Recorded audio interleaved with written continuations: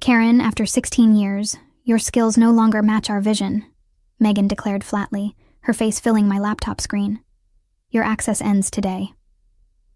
I smiled and replied, I completely understand. She looked relieved by my professional response.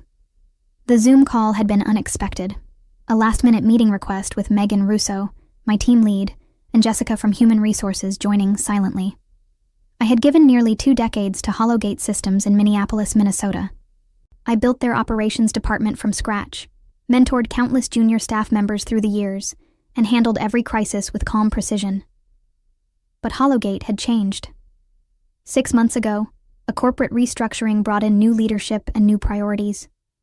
Megan had been hired from outside, younger, hungry, and determined to make her mark.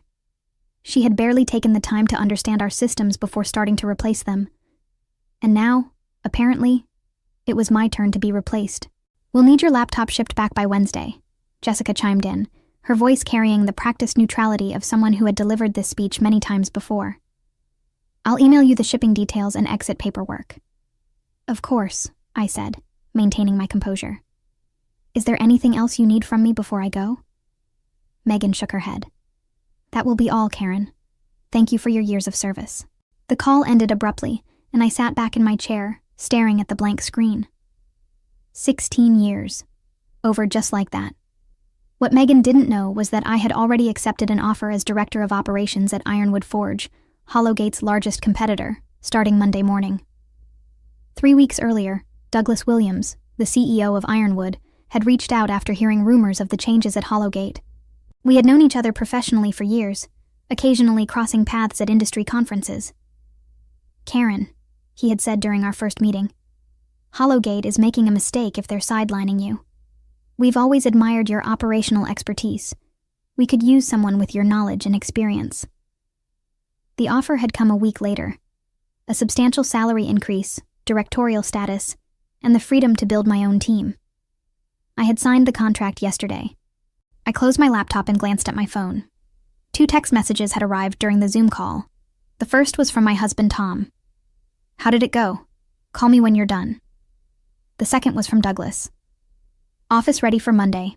Team excited to meet you. This is the beginning of something great. I smiled to myself. Megan had no idea what was coming. I met Tom 16 years ago at a tech conference in Chicago. He was presenting a session on network security. I was there representing my previous employer. We connected over coffee during a break, and the conversation never really stopped. 6 months later, we were married, and I had accepted an offer from Hollowgate Systems to move to Minneapolis and build their operations department. The early years at Hollowgate were exhilarating. We were a smaller company then, nimble and innovative. I had the freedom to implement my ideas, to create efficient systems, to build something meaningful. My team grew from just me to 25 talented professionals managing operations for a rapidly expanding business. Our former CEO, Harold Wilson, had been my biggest champion. Karen, he would say, you're the backbone of this company. Without you keeping everything running smoothly, we'd fall apart. Harold retired last year, and everything changed. The board brought in Vivian Torres, a hard-charging executive from a larger tech firm with a reputation for aggressive growth strategies. Torres wasted no time reshaping the company and her image. Longtime employees were gradually replaced with her own people. Policies changed. Priorities shifted. Megan Russo was one of Torres's first hires, 35 years old, with an impressive resume but little experience in our specific industry. She was placed above me, despite my tenure and institutional knowledge. We need fresh perspectives, Torres announced in the all-hands meeting introducing Megan. New blood to take us to the next level. I tried to make it work.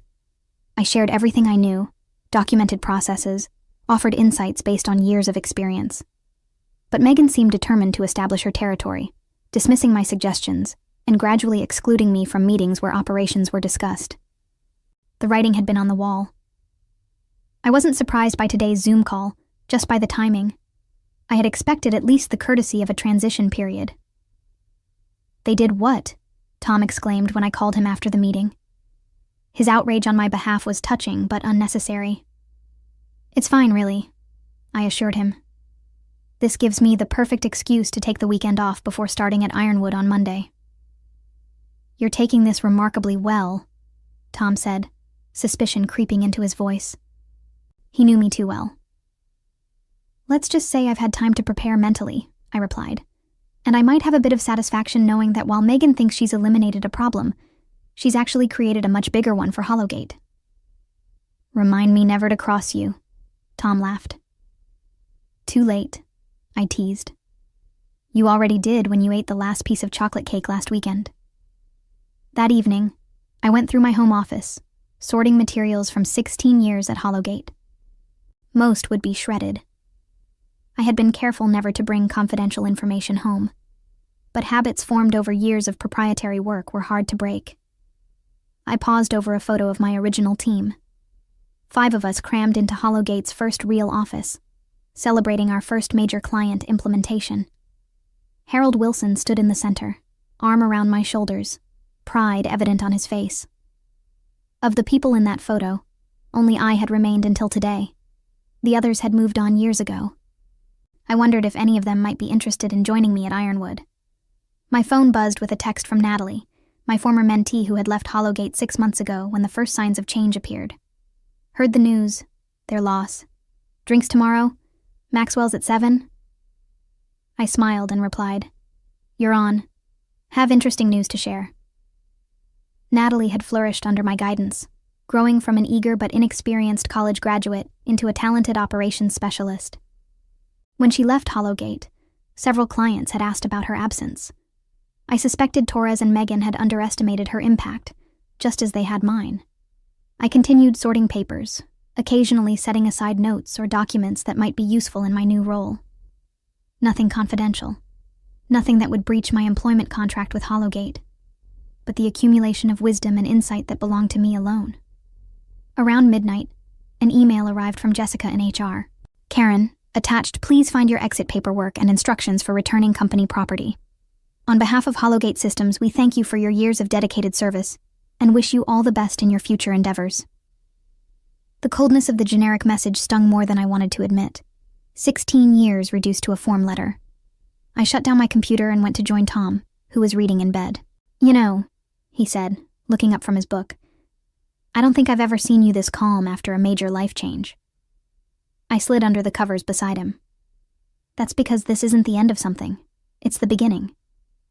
Still, Tom persisted, you dedicated nearly 2 decades to Hollowgate.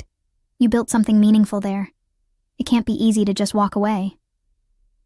I sighed, acknowledging the truth in his words. I'm not walking away from what I built. I'm taking the best parts with me. The knowledge, the experience, the relationships. Hollowgate may have decided they don't need me anymore, but they'll soon realize how much they've lost.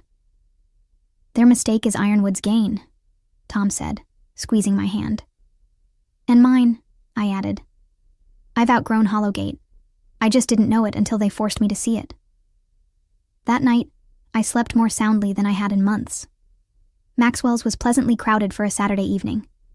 I spotted Natalie in our usual corner booth, 2 glasses of wine already waiting. There she is, Natalie said as I approached, the latest casualty of the Torres regime.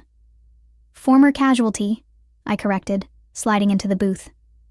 Current victor. Natalie raised an eyebrow. Do tell. I filled her in on my new position at Ironwood, watching her expression shift from sympathy to delight to something like awe. Director of Operations at Ironwood? Karen, that's brilliant, she exclaimed. The look on Megan's face when she finds out, I would pay to see that.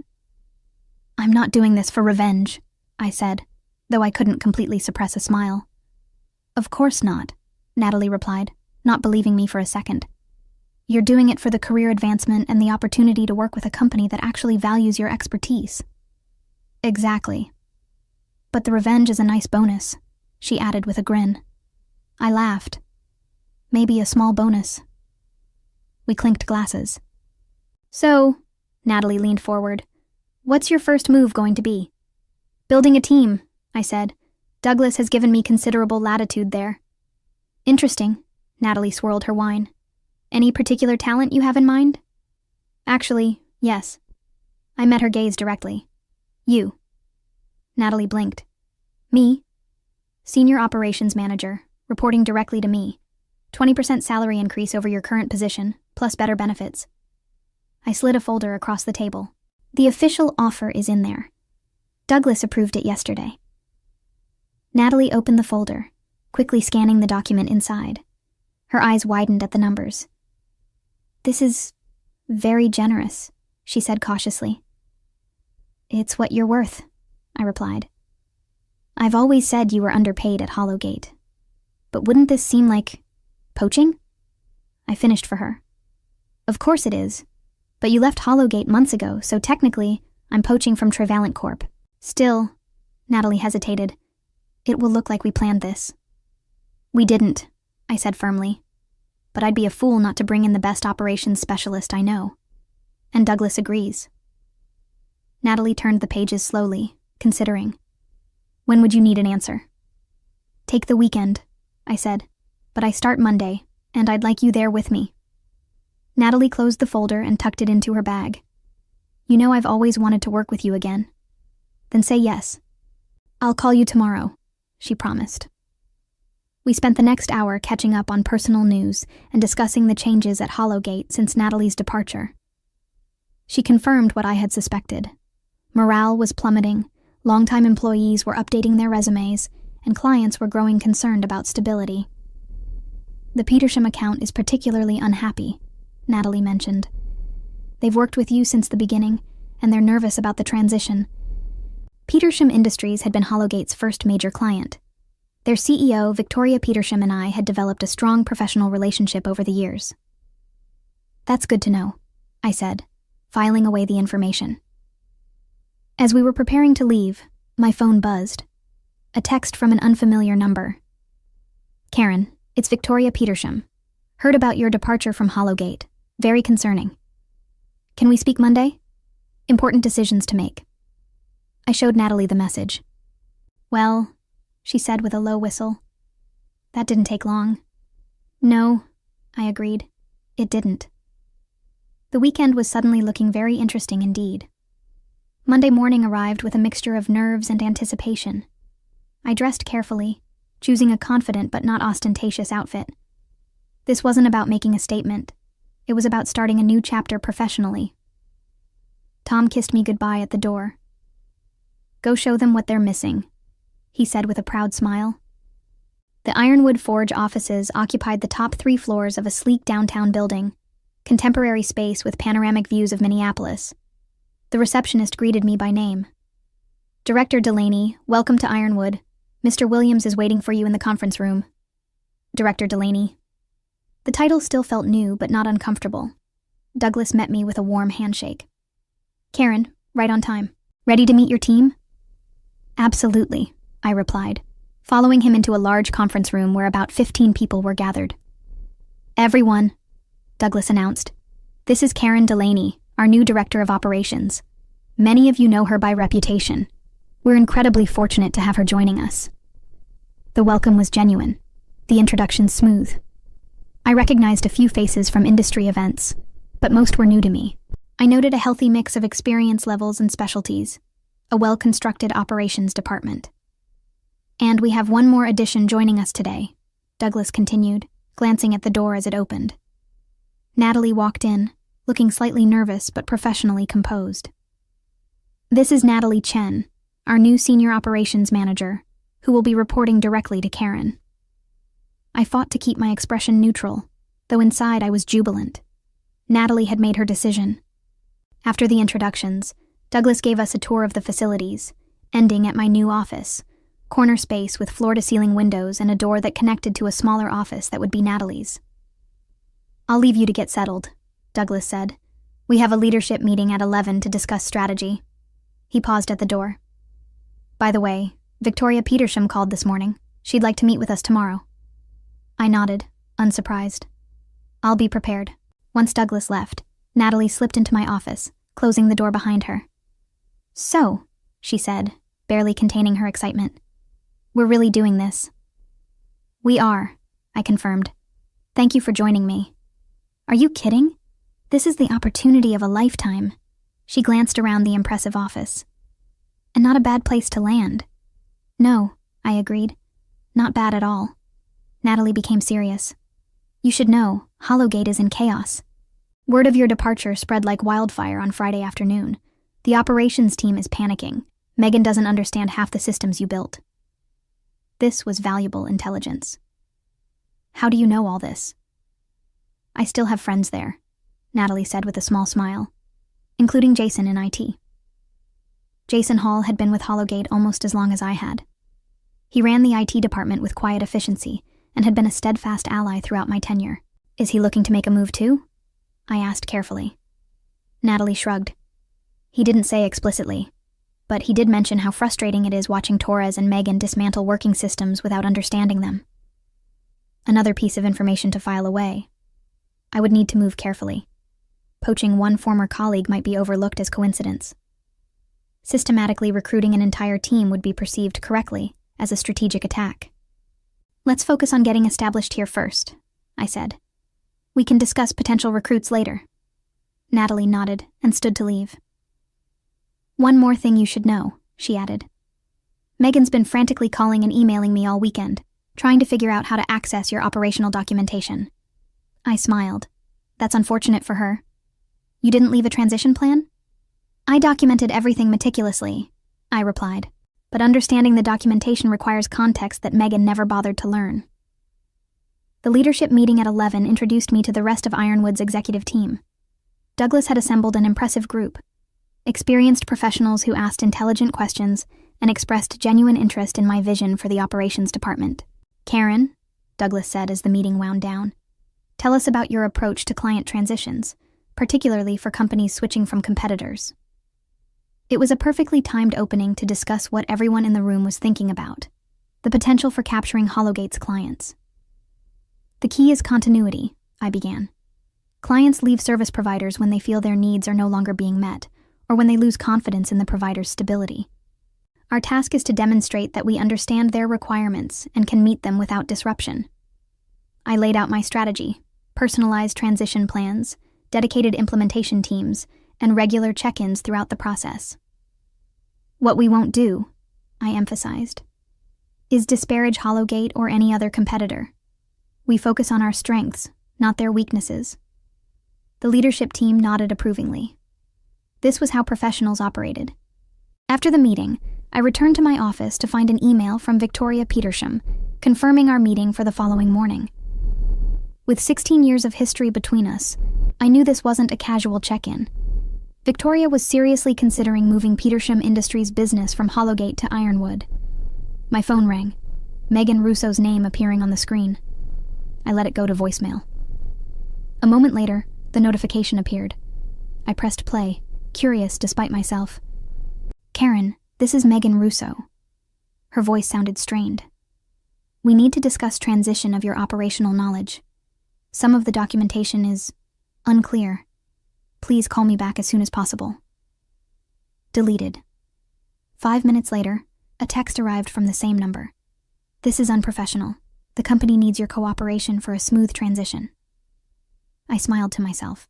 Megan was discovering that firing someone on a Friday afternoon with no transition period had consequences. Later that afternoon, Natalie joined me in my office to review the current status of Ironwood's operations processes. She had already identified several areas for improvement.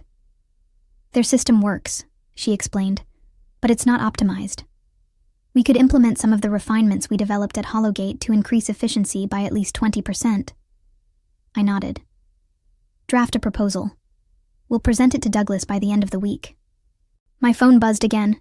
A call from Jessica in HR at Hollowgate. I ignored it. They're getting desperate, Natalie observed. They're discovering that institutional knowledge can't be transferred in a day, I replied, especially when they didn't value it enough to arrange a proper handover. Are you going to call them back? I considered the question seriously. No. I fulfilled all my contractual obligations.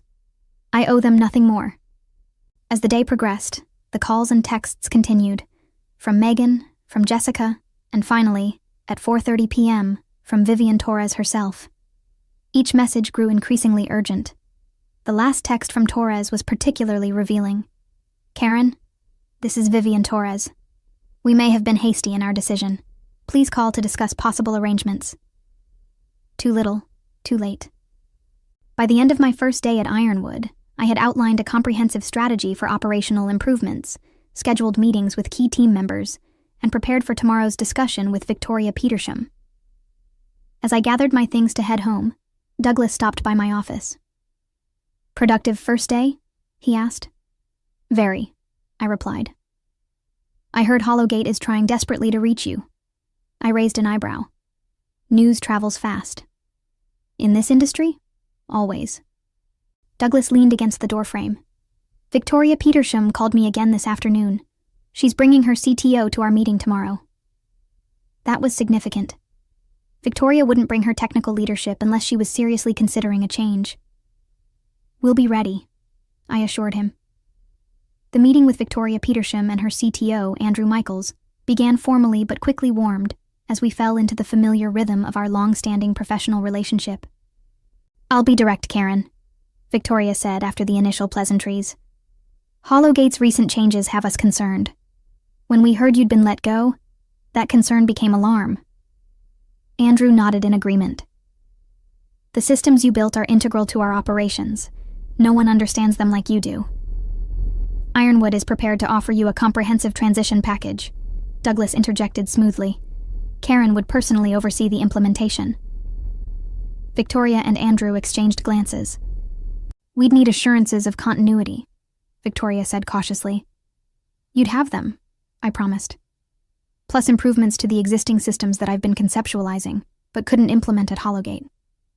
The meeting lasted 2 hours, during which we outlined a detailed transition plan. By the end, the decision was all but made. "We'll need to review this with our legal team," Victoria said, gathering her materials. "But barring any contractual issues, I believe we have an agreement in principle." As they left, Douglas turned to me with an appreciative nod. "That," he said, "was masterful." Over the next 2 weeks, the pattern repeated with 3 more major Hollowgate clients. Each cited similar concerns: uncertainty about Hollowgate's stability, lack of confidence in the new leadership, and, crucially, their trust in me personally. By the end of my 3rd week at Ironwood, we had successfully transitioned 4 of Hollowgate's largest accounts, representing nearly 30% of their annual revenue. The news made waves throughout the industry. Ironwood's stock rose, Hollowgate's fell.